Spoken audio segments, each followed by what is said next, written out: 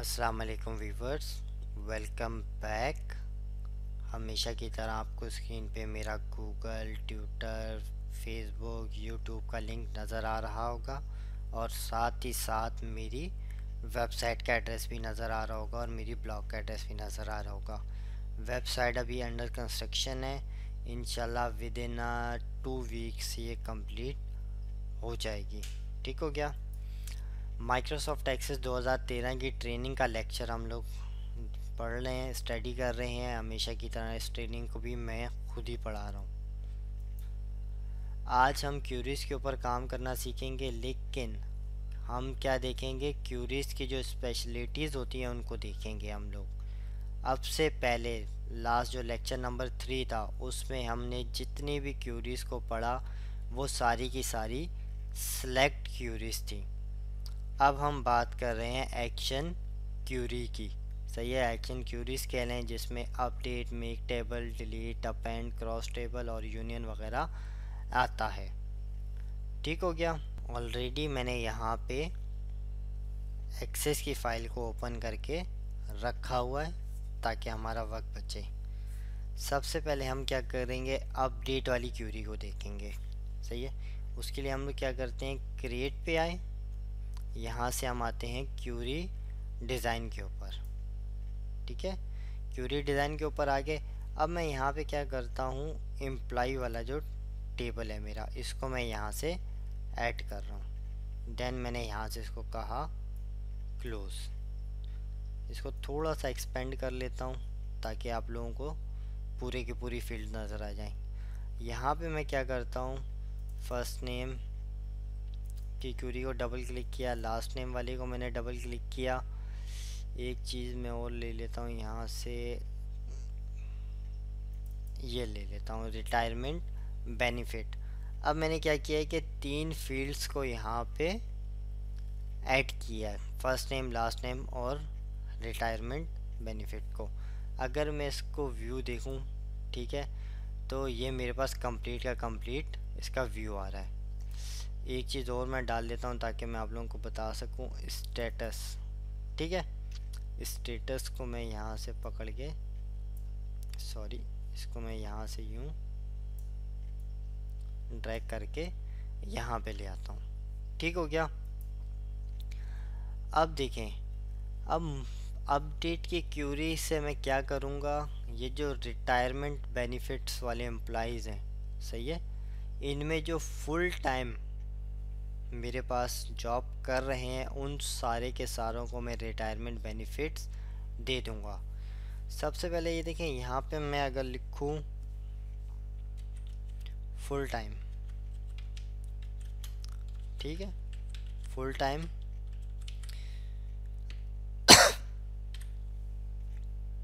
और अब अगर मैं व्यू देखूँ तो ये देखें मेरे पास वो सारे के सारे डेटा फ़िल्टर होके आ गए हैं। क्राइटेरिया में मैंने लिखा था फुल टाइम, लास्ट लेक्चर में ये सारी चीज़ें मैं बता चुका हूँ, क्राइटेरिया किस तरीके से असाइन किया जाता है। तो ये देखें इस वक्त मेरे पास सारे के सारे वो एम्प्लॉइज़ आ रहे हैं जिनका स्टेटस फुल टाइम है। अब देखिए फुल टाइम में कुछ के पास रिटायरमेंट बेनिफिट है और कुछ के पास रिटायरमेंट बेनिफिट नहीं है। अपडेट की क्यूरी के ज़रिए मैं क्या करूँगा, तमाम के तमाम को ऑटोमेटिक ये बेनिफिट असाइन कर दूँगा। मैं दोबारा से जाता हूँ डिज़ाइन व्यू में।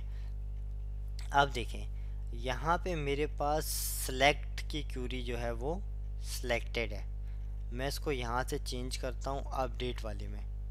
ठीक है, मैंने जैसे ही अपडेट वाले को क्लिक किया तो ये देखें मेरे पास अपडेट 2 ये एक नई फील्ड अपीयर हो गई है। अब मैं यहाँ पे आता हूँ अपडेट 2, यहाँ पे मैं लिख देता हूँ यस। ठीक है, यस मैंने क्यों लिखा है, क्योंकि जो मैंने रिटायरमेंट बेनिफिट वाली फील्ड सेट की हुई थी इस पे मैंने क्राइटेरिया यस और नो का रखा हुआ था। ठीक है, तो मैंने कहा इस फील्ड को अपडेट कर दो यस में। अब देखें अगर मैं व्यू पे आता हूँ, सही है, तो व्यू मुझे वो फील्ड्स दिखा रहा है जिनमें चेंजिंग आएगी। दोबारा मैं जाता हूँ डिज़ाइन व्यू में। ठीक हो गया, क्यूरी डिज़ाइन व्यू में आ गया हूँ मैं।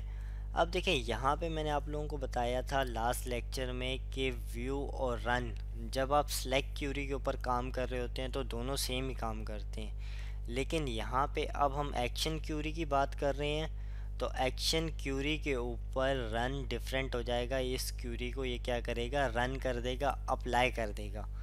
तो मैं यहाँ से आता हूँ रन के ऊपर, मैं इस रन को क्लिक करता हूँ, तो ये मुझे बता रहा है कि देखिए 15 रोज़ हैं जो अपडेट होंगी, और ये बता रहा है कि आप यस कर देंगे तो आप इस कमांड को, मतलब इस ऑप्शन को रिवर्स नहीं कर सकते, मतलब अंडू नहीं कर सकते। कंट्रोल जेड या अंडू की कमांड यहाँ पे नहीं चलेगी, ये एंट्री रिवर्स नहीं होगी। तो मैंने यहाँ से कहा यस। जैसे ही मैंने यस कहा तो ये देखें, ये सारी की सारी सारों का बेनिफिट यस हो गया होगा। अब अगर मैं जाके व्यू में देखूं तो ये देखें, ये सारे के सारे का बेनिफिट यस हुआ हुआ है। डिज़ाइन व्यू में आता हूँ, या यहाँ से यूँ कह लें कि मैं एम्प्लॉइज़ को खोल के देखता हूँ, तो इसमें जितने भी फुल टाइम वाले हैं मैं यहाँ से इसको स्टेटस को फ़िल्टर कर देता हूँ। ठीक है, ये भी सारी चीज़ें मैं आप लोगों को बता चुका हूँ। तो ये देखिए सारों का बेनिफिट यहाँ पे यस हुआ हुआ है। पहले कुछ का था और कुछ का नहीं था। ठीक हो गया। अब मैं आता हूँ दोबारा से डिज़ाइन व्यू के ऊपर। ठीक है, क्यूरी मैंने वही ओपन रखी हुई है, टेबल मेरे पास वही ओपन है। ठीक है, इसमें मैं कुछ भी चेंजिंग नहीं कर रहा हूँ। ठीक है, अब मैं इसमें क्या करने लगा हूँ, ठीक है, एक दो फील्ड्स और ऐड कर लेता हूँ। ठीक है, लाइक मैं कह लेता हूँ कि डिपार्टमेंट को ऐड कर लिया मैंने, और साथ ही साथ मैंने सैलरी ऐड कर ली। ठीक है, और उसके बाद जॉब रेटिंग भी जो है वो ऐड कर ली। ठीक है, ये मैंने वैसे ही अपने पास से ऐड कर ली। अब करना क्या है मुझे, सही है, जो क्यूरी हम देखने जा रहे हैं वो क्यूरी है मेक टेबल। ठीक है, मेक टेबल, यहाँ से देखें अगर ये फील्ड सिलेक्टेड नहीं है डिज़ाइन वाली क्यूरी टूल, सही है, तो इस डिज़ाइन को आप क्लिक कर लें। सही है, अब हम क्या करते हैं, यहाँ से मैं इन दोनों क्राइटेरिया को रिमूव कर देता हूँ। ठीक है, इसको भी रिमूव कर देता हूँ, और अब मैं इसको कह देता हूँ मेक टेबल वाली क्यूरी के ऊपर ले आता हूँ। सही है, मेक टेबल वाली क्यूरी क्यों यूज़ करते हैं कि हम इस डेटा को किसी अलग टेबल के अंदर हमने सेव करना है। जो मेरे पास फील्ड्स हैं उन फील्ड्स का मुझे एक अलग टेबल में बैकअप रखना है, या एक अलग डेटाबेस के अंदर बैकअप रखना है, तो उसके लिए हम ये ऑप्शन यूज़ करते हैं। मैंने यहाँ से कहा मेक टेबल। ठीक है, तो अब ये मुझसे टेबल का नाम पूछ रहा है। ठीक है, टेबल नेम, तो मैं इसको यहाँ से कह देता हूँ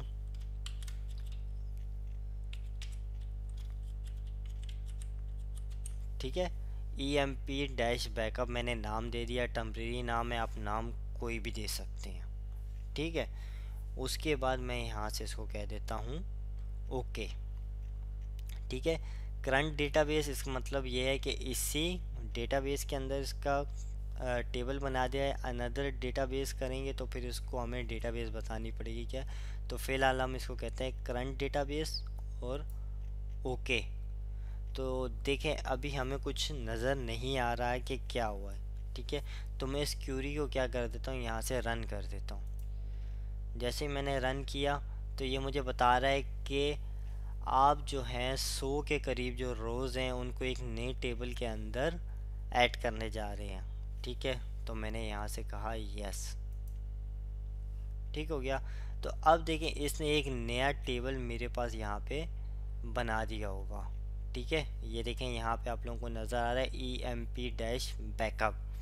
और अब अगर मैं इसको डबल क्लिक करता हूँ तो देखें वो फील्ड सारी यहाँ पे अपेयर हो रही हैं जो फील्ड्स मैंने क्या की थी, सेट की थी।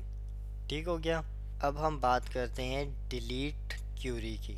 ठीक है, मैं ये पहले सारे के सारा यहाँ से टेबल बंद कर देता हूँ, कोई चेंजिंग में सेव नहीं कर रहा हूँ, यहाँ से नो कर देता हूँ। ठीक है, अब हम बात करते हैं डिलीट क्यूरी की।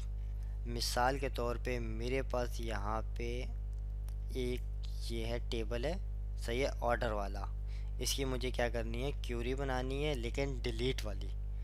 अब मैं आया हूँ क्रिएट के ऊपर और यहाँ से मैंने कहा क्यूरी डिज़ाइन। ठीक है, ऑर्डर, इसको मैंने यहाँ से ऐड कर लिया, क्लोज। ठीक है, अब मुझे क्या क्या मैंने कहा यहाँ से रिसिप्ट आईडी को मैंने ऐड कर लिया, परचेज डेट को कर लिया और स्टेटस को, 3 फील्ड्स मैंने यहाँ पे ऐड कर ली हैं। ठीक है, एक्चुअली मैं क्राइटेरिया सिर्फ एक ही फील्ड के ऊपर लगाने जा रहा हूँ। ठीक है, बाकी किसी फील्ड के ऊपर क्राइटेरिया नहीं लगाने जा रहा हूँ, वो बाकी 2 मैंने वैसे ही ऐड कर लिए हैं। ठीक है, अब यहाँ पे देखें क्राइटेरिया में मैं अगर लिखूँ कैंसल्ड, ठीक है, कि वो फील्ड्स को फ़िल्टर कर दे जिसका क्राइटेरिया कैंसल्ड है। अगर मैं यहाँ से कहता हूँ व्यू, तो देखें ये सारी की सारी इसने मुझे दिखा दी हैं फील्ड्स। ठीक हो गया, अब मैं इसको दोबारा से आ गया हूँ डिज़ाइन व्यू के ऊपर। अब मैं क्या चाहता हूँ कि जितनी भी कैंसिल वाली फील्ड्स हैं वो सारी की सारी ऑटोमेटिक डिलीट हो जाएं। ठीक है, तो वो डिलीट किस तरीके से होंगी, बस क्यूरीज को हमें क्या करना है, चेंज करना है। ठीक हो गया, अब मैंने यहाँ से क्यूरी को कहा डिलीट, सही है। तो अब ये मुझे बता रहा है कि ये देखें डिलीट की एक नई फील्ड मेरे पास आ गई है। ठीक हो गया, अब यहाँ से वेयर शेयर ये जो भी आपने सेट करना है वो कर लें। ठीक है,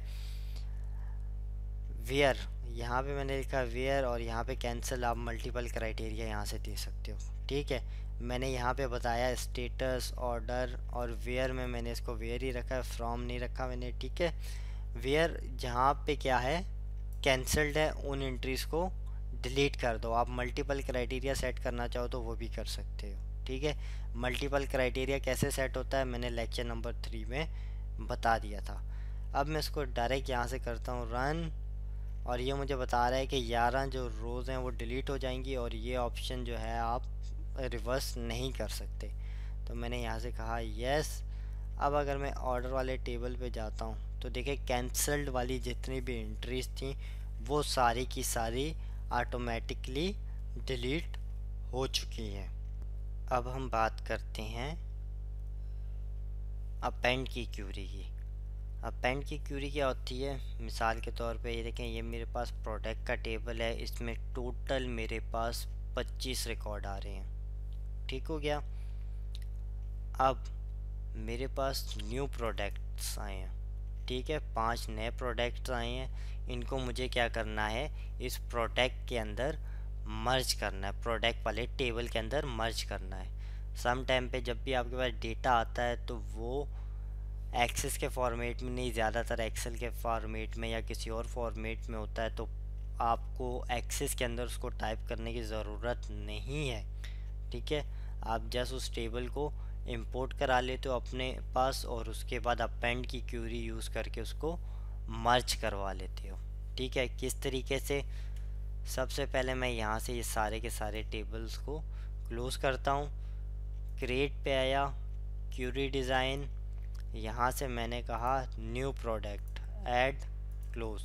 सिर्फ प्रोडक्ट आईडी वाले फील्ड को छोड़ देता हूँ मैं, उसके अलावा जितनी भी यहाँ पे फील्ड्स हैं तमाम की तमाम फील्ड्स को ऐड कर लेता हूँ। प्रोडक्ट आईडी वाली मैंने इसलिए नहीं की क्योंकि प्रोडक्ट्स के जो हमारे पास टेबल है उसमें ऑलरेडी प्रोडक्ट आईडी है जो प्राइमरी की है, और उसको हमने ऑटो इंक्रीमेंट पे रखा हुआ है, ऑटो पे सेट किया हुआ है, ऑटो नंबर के ऊपर। तो वो जब भी कोई भी डेटा उसमें एंटर होगा उसको ऑटो नंबर खुद ही जनरेट कर देगा। ठीक हो गया, अब सिंपली मैं यहाँ से आया अपेंड, यहाँ से मैंने सेलेक्ट किया और यहाँ पे मैं आया प्रोडक्ट्स में, ओके किया।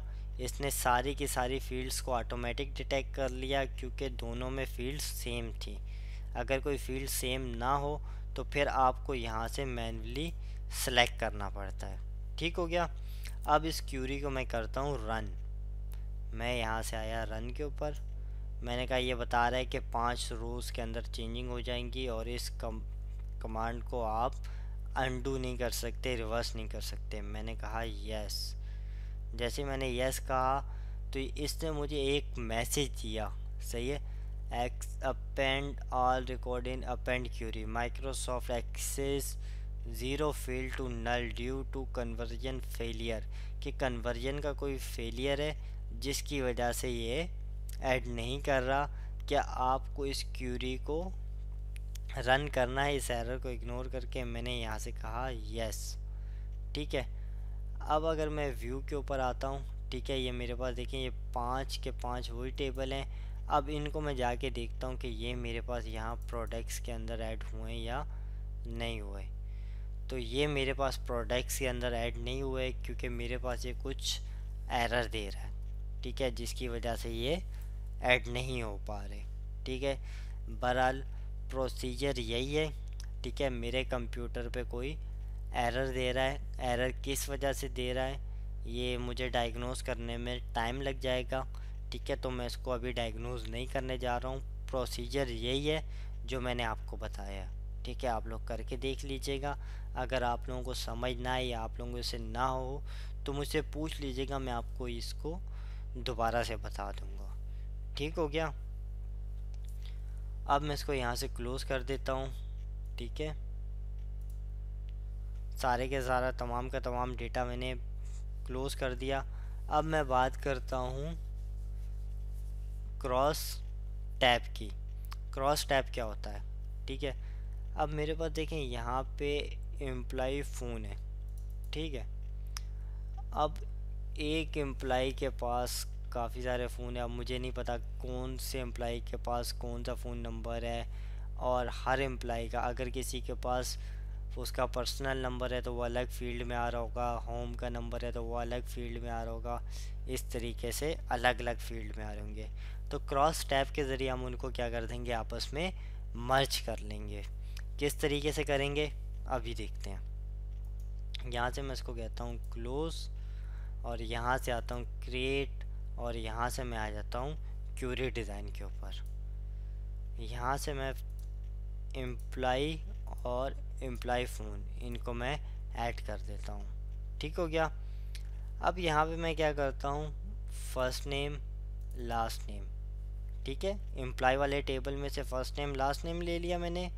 देन यहाँ पे मैं आता हूँ टेलीफोन नंबर, और देन उसके बाद मैं उसके आ जाता हूँ टाइप के ऊपर। 4 फील्ड्स मैंने ले लिए। ठीक हो गया? अब हम क्या करने जा रहे हैं, इसको क्रॉस टैब में देखने जा रहे हैं। तो उसके लिए मैं क्या करने जा रहा हूँ, अगर मैं सिंपली इसको व्यू करूँ तो देखिए मेरे पास इस तरह का डेटा आ रहा है। ठीक है, अब मुझे नहीं पता कि रूबी के पास इसका होम का नंबर है कि नहीं है, कहाँ पे है वो। ठीक है, ये कोई सॉर्ट एरिया में नहीं है। ठीक है, सॉर्टिंग पोजीशन में नहीं है। तो अभी हम इसको देखेंगे जिससे हमें हर फील्ड अलग अलग नज़र आ रही होगी। तो मैं दोबारा आता हूँ व्यू के ऊपर। अब मैं यहाँ से लेता हूँ क्रॉस टैब। जैसे ही मैंने क्रॉस टैब को क्लिक किया तो ये देखें मेरे पास नीचे एक टोटल की फील्ड आ गई जिसमें आ रहा है ग्रुप बाय। अब मैं क्या करता हूँ, फर्स्ट नेम को, ठीक है, यहाँ से खोल के सॉरी, फर्स्ट नेम को मैं यहाँ पे ग्रुप बाय रहने देता हूँ। क्रॉस टैब में मैं आता हूँ। क्रॉस टैब में मैं आके उसको कह देता हूँ रो हेडिंग, और इसी तरीके से इसको भी कह देता हूँ रो हेडिंग, क्योंकि फर्स्ट नेम और लास्ट नेम मुझे रो के शुरू में चाहिए। ठीक हो गया? अब मैं आता हूँ टाइप के ऊपर। टाइप को मैं कहता हूँ कि ये मुझे चाहिए कॉलम के ऊपर। ठीक है, मतलब कि टॉप के ऊपर टाइप आ रही हो। ठीक है, और बाकी फर्स्ट नेम लास्ट नेम ये एक रो के अंदर आ रहे हो। फिर उसके बाद मैं यहाँ से इसको कह देता हूँ वैल्यू। ठीक हो गया? और यहाँ से मैं इसको कह देता हूँ फर्स्ट। एक्चुअली मैं यहाँ पे कोई कैलकुलेशन नहीं करने जा रहा हूँ, लेकिन यहाँ पे मैंने इसको सेट कर दिया टोटल में फर्स्ट के ऊपर। ठीक है, अब आप इसका रिज़ल्ट देखेंगे कि क्या होता है। अब मैं यहाँ से आता हूँ व्यू के ऊपर। ठीक है, तो देखें इसने मुझे सारा का सारा डेटा दिखा दिया। ठीक है, अब आपको क्लियर नज़र आ रहा है कि किस बंदे के पास कौन सा नंबर है, कौन सा नंबर नहीं है। एक ही नंबर है, एक से ज़्यादा नंबर हैं, तो आपको सारे के सारे अलग फील्ड में नज़र आ रहे हैं। दोबारा से मैं जाता हूँ डिज़ाइन व्यू में। अब आप चाहें तो उसको सॉर्ट कर सकते हैं। मज़ीद जितने ऑप्शंस को आपने देखना है वो यहाँ पे आप देख सकते हैं। अब हम बात करने जा रहे हैं क्योर क्यूरी की, जिस क्यूरी को हम कहते हैं यूनियन क्यूरी। ठीक हो गया। उसके लिए मैं क्या करता हूँ, यहाँ से इसको पहले क्लोज कर देता हूँ। नो सेव, मैं डेटा को नहीं कर रहा। अब यहाँ पे मेरे पास डिफरेंट टाइप की क्यूरीज हैं। ठीक है, यहाँ पे मैंने एक सेल डिपार्टमेंट बनाया है टेबल, और एक मैंने बनाया एडमिन डिपार्टमेंट। ठीक है, दोनों अलग अलग डिपार्टमेंट है। अब मुझे इन दोनों डिपार्टमेंट्स को क्या करना है, आपस में मर्ज करना है टेम्परेरी। ठीक है, तो वो किस तरीके से मर्ज करते हैं, पहले मैं यहाँ से इसको क्लोज़ कर देता हूँ, इसको भी क्लोज़ कर देता हूँ। मैं आता हूँ यहाँ से क्रिएट के ऊपर, और मैं यहाँ से आता हूँ क्यूरी डिज़ाइन के ऊपर। सही है, मैं यहाँ से एडमिन डिपार्टमेंट को ऐड करता हूँ, क्लोज़, और इसको मैंने यहाँ से डबल क्लिक किया ताकि इसकी तमाम की तमाम फील्ड्स मेरे पास ऐड हो जाएं। ठीक हो गया। अब अगर मैं यहाँ से आऊँ व्यू के ऊपर और मैं इसका SQL व्यू देखूँ, सही है, तो ये वो SQL कमांड है जिसकी वजह से ये डेटा हमें शो होगा, डिस्प्ले होगा। अब मुझे क्या करना है कि मुझे इसमें मर्ज करना है कौन सा टेबल, सेल्स डिपार्टमेंट वाला। तो उसके लिए क्या करूँगा मैं, उसके लिए सबसे पहले आप लास्ट में आए इसके, और ये जो सेमी कॉलन है इसको इंटर मार के नीचे ले आए। ठीक है, अब मैं क्या करने जा रहा हूँ, इसी को मैंने यहाँ से राइट क्लिक करके कॉपी किया, मैंने यहाँ पे लिखा यूनियन। ठीक है, देन इंटर, और उसके बाद मैंने यहाँ पे ये कमांड पेस्ट कर ली। सही है, अब देखें यहाँ पे मुझे कौन सा टेबल मर्ज करना है, जिसका नाम क्या है, सेल्स, उसके बाद डिपार्टमेंट। ठीक है, मैंने यहाँ से कहा सेल्स और उसके बाद डिपार्टमेंट। अब अगर मैं इस क्यूरी को रन करता हूँ, ठीक है, तो अब देखें यहाँ पे सेल्स डिपार्टमेंट भी आ रहा है और एडमिन डिपार्टमेंट भी आ रहा है। दोबारा से मैं जाता हूँ SQL व्यू के ऊपर। ठीक है, अब अगर मैं इस क्यूरी को सेव करूँ और इस क्यूरी को नाम दूँ एडमिन सेल डिपार्ट, ठीक है, ओके।